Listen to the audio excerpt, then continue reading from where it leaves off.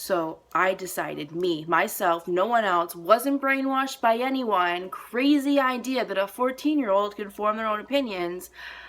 I confronted him and I said,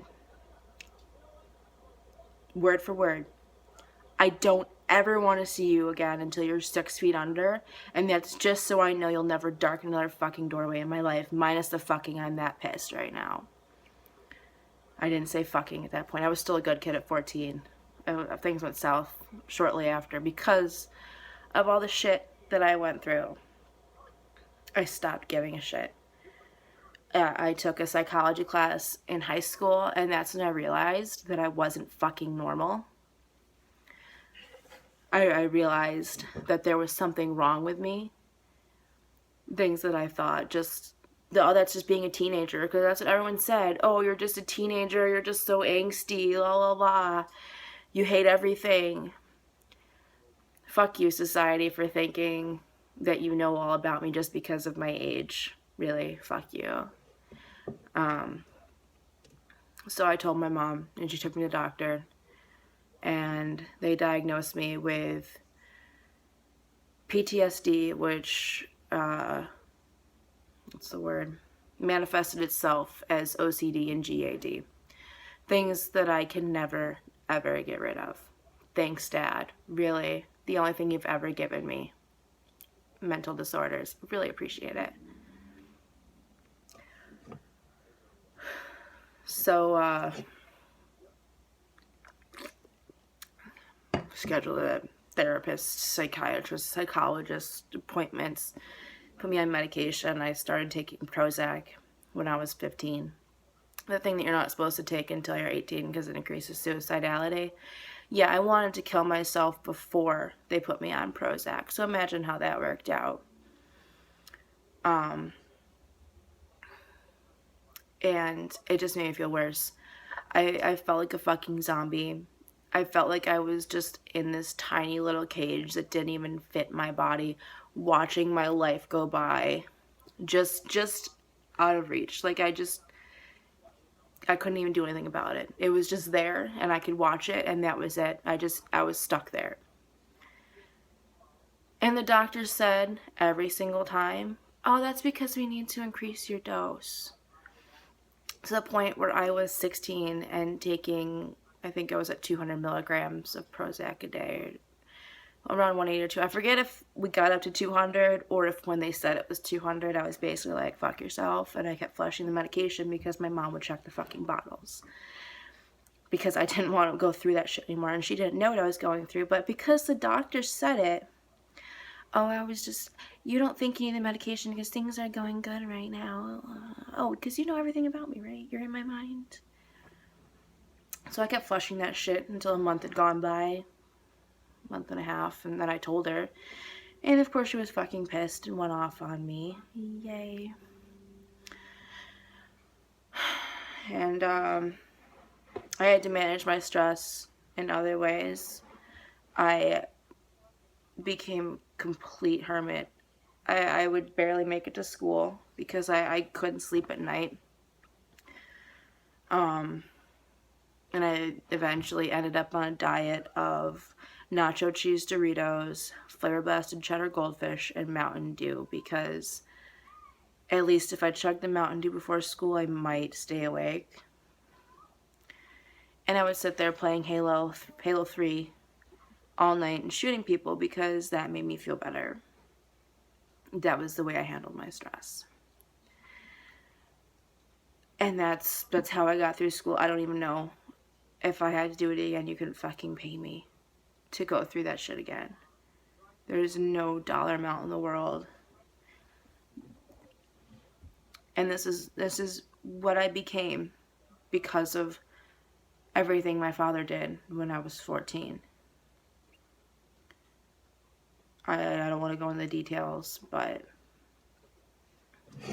I do want to drink about it.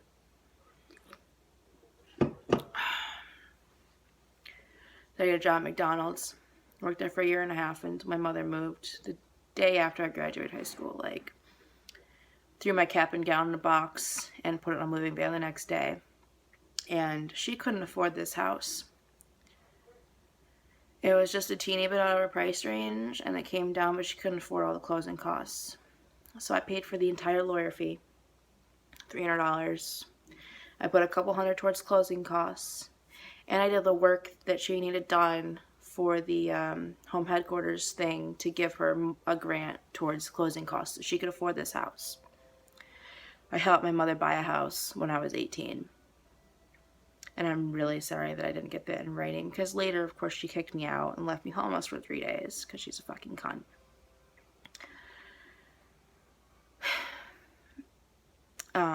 I had to quit my job at McDonald's because we moved to another side of the city, and there's no way for me to get up there, and couldn't take driver's ed to the school because they did like a lottery thing, and it was a huge school, and there was like 20 people that would get in every year, and the odds of being one of those people, none. And if I tried to get into the car with my mother, she would just scream at me. And as someone with multiple anxiety disorders, being screamed at when you're right here in a small enclosed space, kind of not a good thing. Crazy, I know, crazy. So I never got my driver's license until about a month and a half ago, I think. About a month ago, maybe a month and a week, not quite.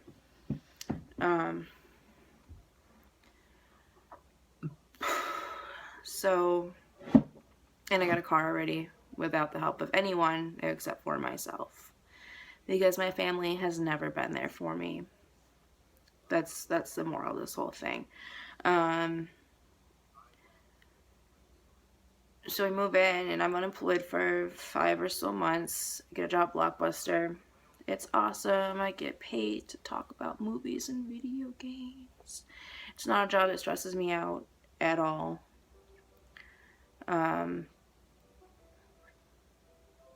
You know, it's just, they work, and I like it. And then one of my managers comes on to me, and we start having a thing. Cool. That ends because he moved to Colorado. I met this other guy, and we started having a thing. And he was still on a lease with his ex. And they'd been broken up for a little while. And she decided she's going to start having guys over. So he has nowhere to live. He's just kind of bouncing between houses because she doesn't want him at the apartment. Which, it'd be weird. I mean, you're stuck in a lease with your ex and they start having people over to the apartment. I wouldn't want to be sleeping on the couch in the living room when that happens, you know? So, I'm like, well, shit. Stay here. I don't give a fuck. I mean, I've been paying for everything myself since I got the job at McDonald's. My mother never paid for a single cell phone bill or anything. I saved up having no credit. I had to put down a $500 deposit just to get a cell phone, plus the cost of the phone and the first bill. I forked out almost $1,000 just to get a cell phone when I was 17. Anything I wanted. Even before I turned 18, anything I wanted. My mom's response was always, get a job by yourself. Like I wasn't her problem anymore. Because I wasn't. She later told me that I owe her monetarily for her raising me. And I'm like, what, you mean what the government paid for? So anyway.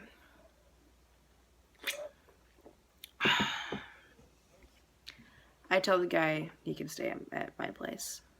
I don't even see my mom. She works first shift and I worked late second. You know, I'd be at Blockbuster until they closed. So I always worked the closing shift there. It would be like 10, 11, 12. If we did an inventory, I'd be done at like 3, 4 in the morning. So I get home and I'd fall asleep.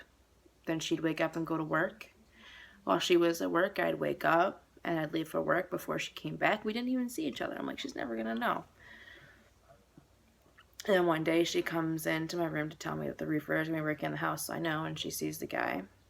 We're clothed. He's just there. But